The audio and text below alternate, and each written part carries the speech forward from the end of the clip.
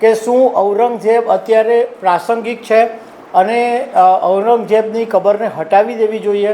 તો આનો જવાબ આપતા આરએસએસના પ્રવક્તા સુનિલ આંબેડકરે કીધું કે ઔરંગઝેબ અત્યારે બિલકુલ પ્રાસંગિક નથી અને હિંસા સમાજ માટે યોગ્ય પણ નથી. નમસ્કાર.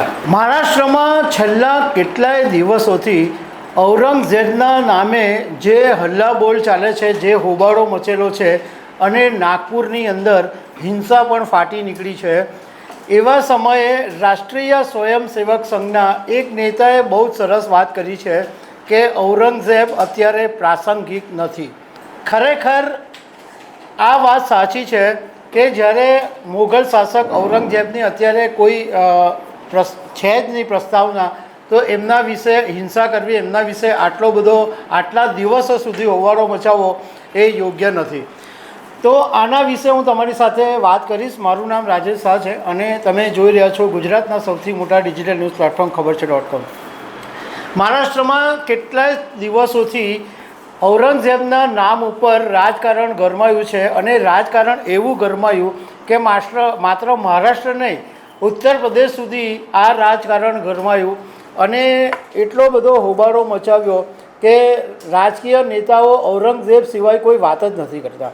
17 માર્ચે નાગપુરની અંદર એક એવી અફવા ફેલાઈ ગઈ કે હિન્દુ સંગઠને કોઈ ધાર્મિક ચિહ્નનું અપમાન કરીને સળગાવ્યું અને એ બાબતે જે હોબાળો મચ્યો, એ બાબતે જે હંગામો મચ્યો, એને કારણે નાગપુરની અંદર હિંસા ફાટી નીકળી અને હુલ્લડો ફાટી નીકળ્યા અને અનેક વાહનોને આગ ચાંપી દેવાઈ અને ઘરોમાં તોડફોડ કરાઈ. 34 જેટલા પોલીસ કર્મચારીઓ ઘાયલ થયા, 51 લોકોની ધરપકડ કરવામાં આવી અને હજુ પણ આજની તારીખે નાગપુરમાં 11 પોલીસ સ્ટેશન વિસ્તારોની અંદર કર્ફ્યુ છે.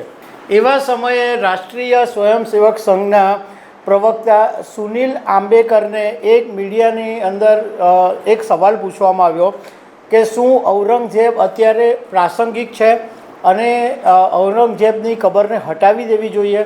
તો આનો જવાબ આપતા આરએસએસના પ્રવક્તા સુનિલ આંબેડકરે કીધું કે ઔરંગઝેબ અત્યારે બિલકુલ પ્રાસંગિક નથી અને હિંસા સમાજ માટે યોગ્ય પણ નથી.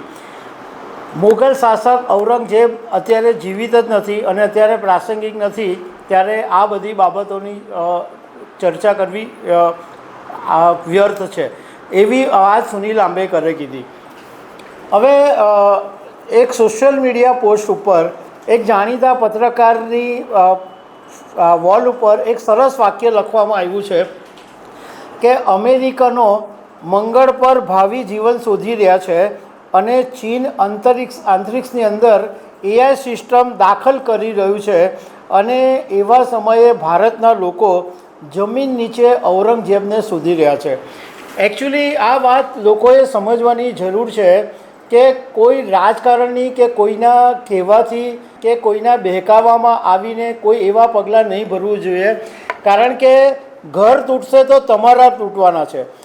તમારા કોઈ પરિવારનો સંતાન ગુમાવવાનું કે દીકરો ગુમાવતો એ તમારા પરિવારનો ગુમાવશે. કોઈ રાજકારણીનું ઘર તૂટવાનું નથી કે કોઈ રાજકારણીના પુત્રને કશું થવાનું નથી.